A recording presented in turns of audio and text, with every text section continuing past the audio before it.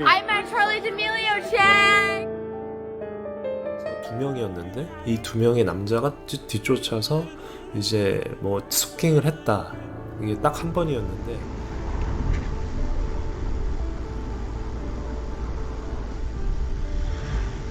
가능성이 높았을 것입니다. 하지만 그는 이 모든 것을 거부합니다. 오히려 이 기나긴 시간과 많은 돈, 높은 세간의 이목을 끌 수 있는 살인죄 재판을 택하게 26일 아이다호 라타 카운티 법원 브라이언 코보거의 변호인들이 신청한 아이다호 검사의 코보거에 대한 살인죄 기소를 기각해야 한다는 소에 대한 청문회. 이날 변호인들과 함께 청문회에 참석한 코보거의 상태는 여느 때와 같이 여유롭고 자신감이 차있는 상태였습니다. 2022년 11월 13일 미국 아이다호주 아이다호 대학교에 재학 중이던 카엘리, 메디슨, 자나, 이든이 살해되고 약 2년 후인 2024년 11월 7일 목요일 오전 8시 아이다호주 에이다 카운티 법원. I don't believe that our Constitution allows for us to move forward and make him sit on death row. 4명의 대학생을 무참히 살해한 혐의로 기소된 범죄학 박사과정의 브라이언 코보거는 끝내 사형을 당하게 될까 아니면 그가 항상 꿈꿔온 것처럼 이 모든 재판의 혐의를 벗어내고야 마는 극적인 주인공이 될까?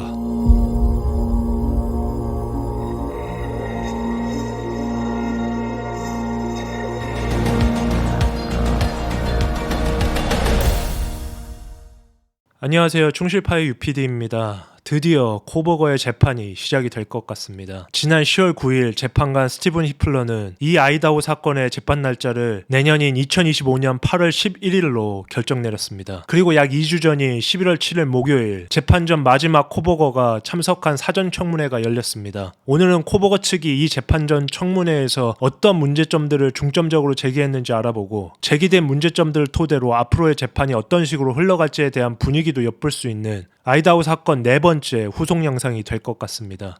혹시 저희 채널의 아이다호 사건 전편들을 보고 싶으신 분들께는 지금 우측 상단과 영상 설명란에 사건 영상 링크를 올려놓을 테니 모두 시청하고 오시면 좀 더 이해가 빠르실 것 같습니다.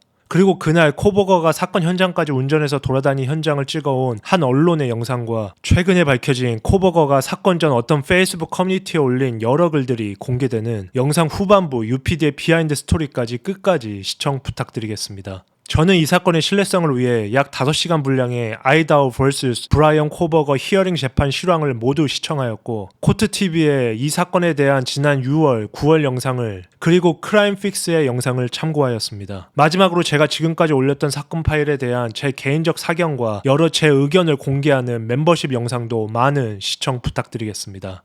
그럼 시작합니다.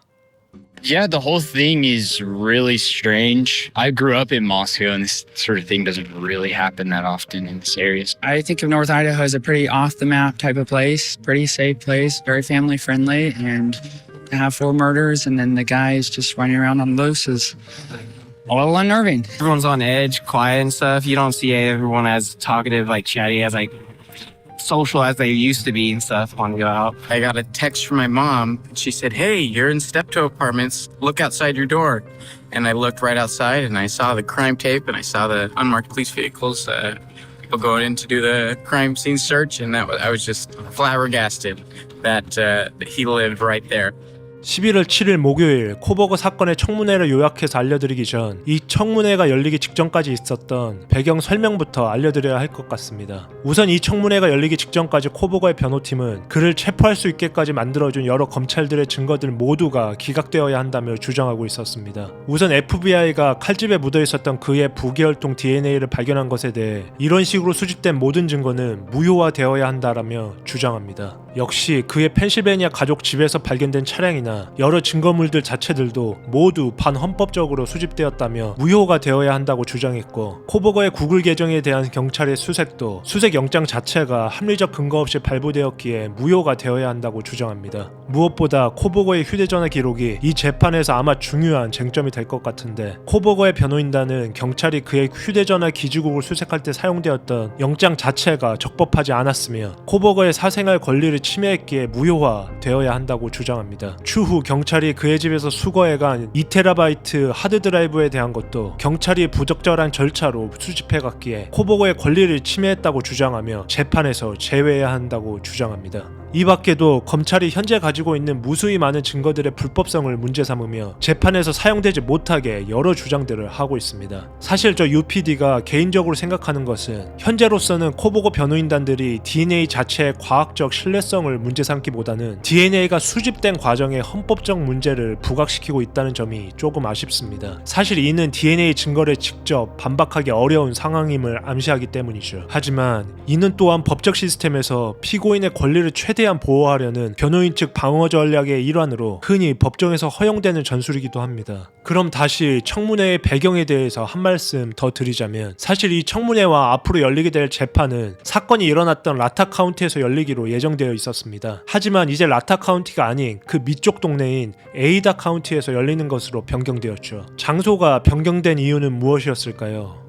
코보거의 변호인 팀은 그가 라타 카운티에서 재판을 받게 되면 공정한 재판이 될 수 없다 라고 생각했기 때문이었죠. 공정한 재판이 될 수 없다?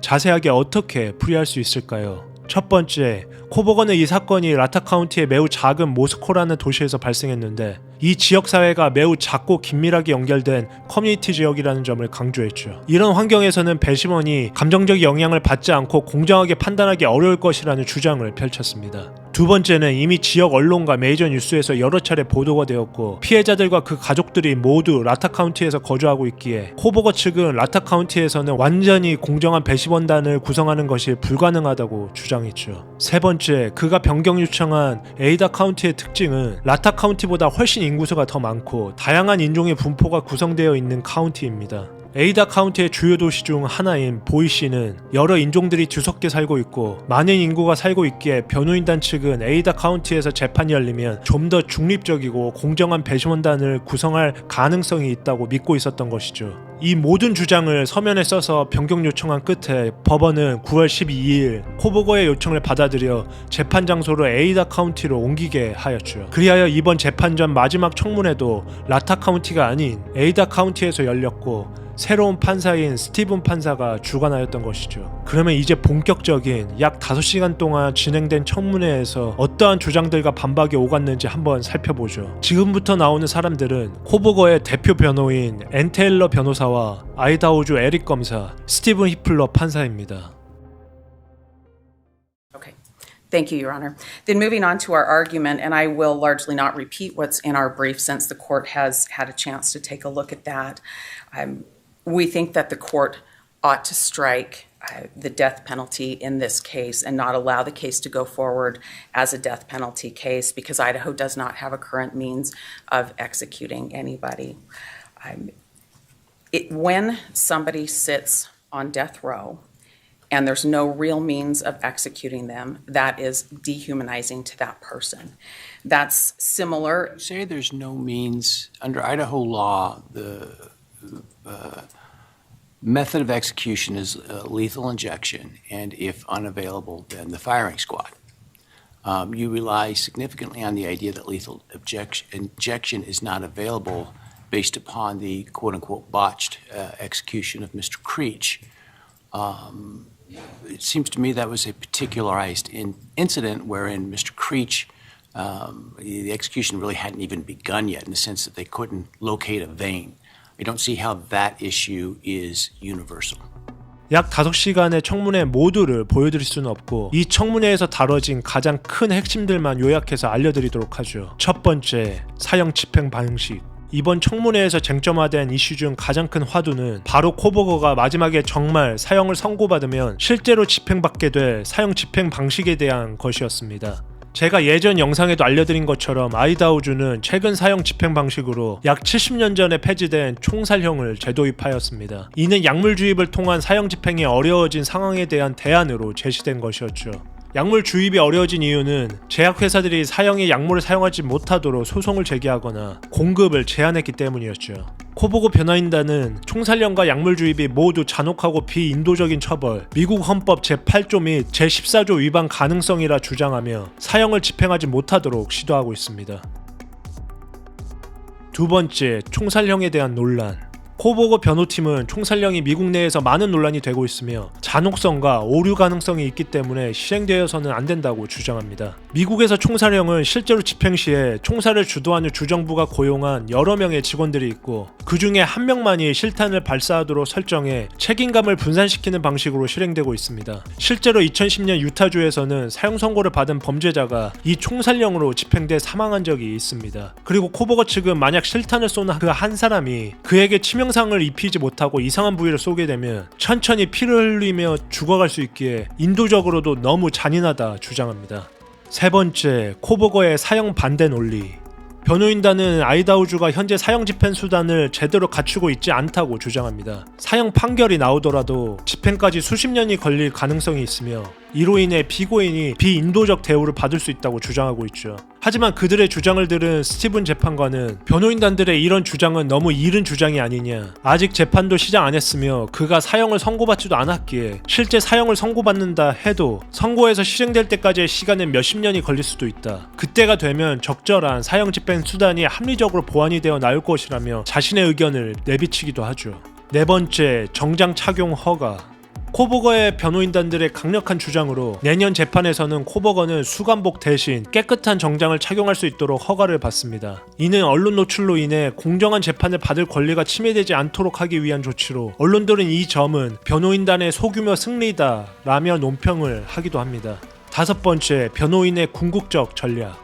코버거의 변호인단들은 재판이 시작되기 전에 아예 사형 자체를 재판 테이블에서 제외하려고 시도하고 있습니다. 코버거의 변호사 앤텔러는 처음부터 끝까지 그가 받을 수도 있는 사형이라는 제도 자체가 아이다호주의 형법에는 맞지 않으며 헌법 8조를 내세우며 아예 재판이 시작되기 전 가능성을 배제시키려고 하는 것이었죠. 사실 이는 변호인이라면 매우 당연한 주장이었고 코버거의 사형 선고 가능성을 줄이고 혹 유죄 판결 시에도 종신형으로 처벌이 제한되도록 하려는 전략이기도 했죠. 여섯 번째, 사형 집행 방식에 대한 헌법적 논쟁. 변호인단은 사형 집행 방식, 약물 주입 및 총살령이 미국 헌법 제8조 잔혹하고 비정상적인 처벌 금지 및 제14조 적법 절차 및 평등보호 조항에 위배된다고 주장합니다. 그러나 이 역시 미국은 여러 주법들이 각기 달리 존재하고 실행되고 있기에 아이다호주의 법을 관장하고 있는 판사의 개인 최종 판단에 따라 결과의 여부가 달라질 수 있습니다. 따라서 스티븐 히플러 판사의 개인 생각의 결정이 코버거에게는 이제 매우 중요하게 된 것이었죠. 마지막 일곱 번째, 법원의 사전 판단 유보 가능성. 청문회 마지막 스티븐 판사는 계속해서 변호인들이 주장하는 사형 논의는 유죄 판결 이후의 문제라며 선을 긋고 현재로서는 사형이라는 집행법을 이 재판에서 논하고 안 논할지는 시기상조이다라며 결정을 내리지 않았습니다. 이 같은 스티븐 판사의 결정은 재판 중 불필요한 논쟁을 줄이고 피고인 브라이언 코버거의 무죄 추정 원칙을 존중하는 결정일 수 있습니다. 하지만 재판장의 결정은 내년에 있을 재판 전에 또다시 보완이 되거나 바뀔 수 있습니다. 이렇게 총 7개의 쟁점을 알아본 이번 브라이언 코버거 사건의 청문회 영상. 작년 청문회와는 달리 살짝 살이 빠져 보이기도 하고 청문회 내내 자신의 변호인과 검사 측의 주장만을 들으며 가만히 앉아 있었던 코버거. 지금 그는 어떤 생각을 하며 어떤 사형 집행에 대해 생각하고 있는 걸까요? 혹시 지금 사형에 대해서 논하고 있는 검사와 변호인들의 이야기 자체가 우스워 보이지는 않았을까요? 이제는 최근에 밝혀진 코버거로 추정되고 있는 어느 한 사람이 페이스북에 올린 글들을 한번 다 같이 살펴보도록 하겠습니다. 참고로 이 글들은 모두 그가 체포되기 약 일주일 전에 쓴 글들입니다. UPD의 비하인드 스토리. So right now, I'm on the Washington State University campus. More specifically, I'm at the complex where Bryan Kohberger lived right here behind me during the time of the Idaho student murders. Now, this is the location from where he drove to the King Road house in Moscow, Idaho, just a few minutes across the Idaho state line. I have the location queued up into GPS. I want to take you guys on the drive, what it would have looked like for Bryan Kohberger to take that night. The GPS says it's only about 18 minutes away, so not too far of a drive. And of course, right now it's just after 8 o'clock here in Pullman, Washington. And we do know that Bryan Kohberger left this location around 2:53 a.m. So of course it would have been much darker, but at least while we still have a little bit of light outside, I want you guys to see what the drive would have looked like for him as we go from here to Idaho, the University of Idaho, to that King Road house location. So right now we're going to take a little trip. We're beginning that drive that Bryan Kohberger would have made that night of November 12th, going into the morning of November 13th on the way to Moscow, Idaho. Again, we're here in Washington State's campus, leaving Bryan Kohberger's apartment complex. Now, one of the first things I am noticing is that I don't see, or at least readily see, any security cameras that are clearly in sight. But we do know that according to the probable cause affidavit, that at least 5 cameras on WSU's campus and around the campus caught Kohberger's white Elantra leaving around 2:53 a.m. and coming back after 5 a.m. Of course, we know those murders occurred somewhere in that window of time. Now, as I'm coming up to the exit point of campus, we see a lot of these light posts adjacent to the sidewalk here on my right. Now, what I have noticed is that every single one of those light posts that I've seen has a camera sitting right on top, a security camera. So any one of these, if this was one of the roads he took getting back on campus, could have been one of the cameras that picked him up in that white Elantra. So we've made our way off of campus out to one of the main roads nearby. You can see these huge, massive expanses of land on either side of the road. But what you don't see are streetlights or surveillance cameras out here. So I'd imagine after midnight, it's just after 8 o'clock here, but after midnight, I imagine it to be incredibly dark outside of headlights from your car or a few other cars passing by. And you see there's not too many of them right now, not that busy of a road. I can only imagine it to be less busy, again, after midnight, 2 a.m., 3 a.m., when he was allegedly out heading toward Moscow. So now we've made it to SR 270, State Road 270, the main road connecting Pullman to Moscow, Idaho. A little bit busier. You see traffic intersections, a lot more cars, a lot more businesses on either side. There's the sign, "Welcome to Moscow." And as I'm pulling into this intersection, I see several surveillance cameras. More than likely, some of which that picked his car up, that white Hyundai Elantra, the night of the murders. Here we are. We have reached the campus of the University of Idaho. There's the marquee right there out front. So now we are officially on campus, heading toward the King Road house, where the 4 victims lost their lives that night. There's a little lay of the land, some fields here on the right, looks like intramural fields. Some sort of barns of sorts, probably for the agriculture school up towards the right. So we're coming here, I see a few more cars, a little more busy around this area. A lot more streetlights as well. They haven't quite turned on yet, but there are plenty of them out here. So I imagine it when it gets extremely dark, that it's not, too dark. It's well lit once these streetlights cut on. So now we've made our way through the depths of the University of Idaho campus. As you can see, there's a group of students right here in front of me. Very busy out here as school is preparing to start back. But right up here, as we make this left turn onto King Road, up here on the right, I'll slow it down just a little bit, is where the King Road house would have been. You can see it's blocked off right here. This is the drive that Kohberger would have had to take that night to get to this location on November 13th, 2022. We have just wrapped up that drive from Kohberger's apartment in Pullman over here to the University of Idaho in Moscow to the King Road location. Of course, the house still would have been sitting there. The sun has set, and it is still to be determined as to what Bryan Kohberger allegedly did or where he went once he got here. But this is what that drive would have looked like for him leaving that night on November 13th of 2022. 지금부터 보여드릴 게시물들은 페이스북 아이디 파파로저라는 사람이 쓴 글들로 아이다호 사건이 일어난 후 약 30일이 지나고 경찰들이 하얀색 현대 엘란트라 차량에 대한 정보를 언론에 흘린 직후입니다.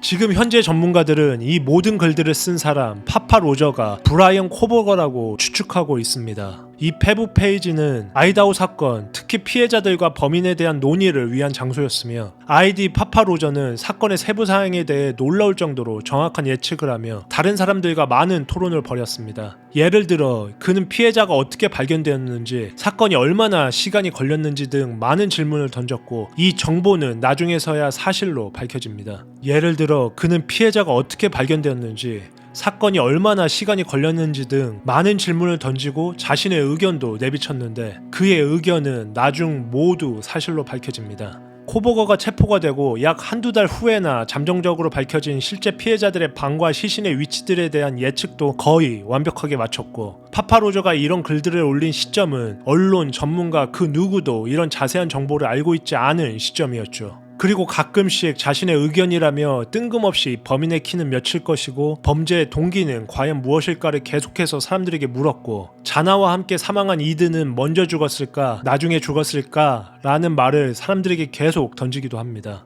그리고 계속해서 자신과 의견이 다른 사람들과는 지루한 말싸움을 이어갔고, 경찰들이 확인해준 팩트, 하얀색 엘렌트라 현대차량은 절대 아닐 것이라며 사람들에게 여러 혼선을 주기도 합니다. 그리고 무엇보다 결론적으로 아이디 파파로저는 코버거가 체포된 12월 30일 이후로는 완전한 자취를 감추고 사라집니다. 만약에 파파로저가 사건의 용의자 코버거가 정말 맞다면 전문가들은 코버거가 이러한 행동을 통해 자신을 사건의 중심에 놓으려 했다는 분석을 내놓았는데, 그는 범죄에 대한 자신의 지식을 과시하려 했으며 그가 자신이 범행을 저질렀음을 드러내고 싶었거나 범죄에 대한 통제를 느끼고 싶어 했다고 말하고 있습니다. 그렇기에 그가 온라인에서 자신의 지식과 통제를 드러내고 싶어 했다는 점에서 이 사건을 대하는 코버거의 여러 심리적 요인들이 사건 현장에서 드러난다고까지 설명하고 있죠. Do you believe this could be the killer? Well, I think it's important to understand that the type of offender we'd be dealing with if Kohberger is guilty is precisely the type that would feel a need to insinuate himself into things to assert a kind of power or control, even at that level. And so that kind of person who would view his crimes as a kind of output, a work of art in their own mind, would be very bothered by the idea of people getting details wrong, thinking they knew better than he did. And what you would see, I think, is someone who was sort of confused because on the one hand, he saw himself as an expert on violent crime who was studying it to be on one side of the law, but then on the other hand, might have actually been perpetrating it. So you see somebody who's a little confused. Am I here to try to solve it or here to try to, boast about it? And so I think it's very possible. I've never quite made my mind up about what I feel about these particular posts, but I do think that somewhere this individual would have been insinuating himself on the internet in that period between the killings and the time of arrest. 그의 머릿속에는 정말 무엇이 자리 잡고 있었기에 이런 끔찍한 범행을 저질렀던 것일까요? 정말 그가 아이다호 사건의 진범은 확실한 걸까요? 이제 그의 재판 날짜가 정해졌습니다. 내년 8월에 있을 재판 실황도 저희 채널에서 다룰 예정이니 끝까지 지켜봐 주시고 많은 관심 부탁드리겠습니다. What do you have to say about it? Yeah. What are you guys tonight?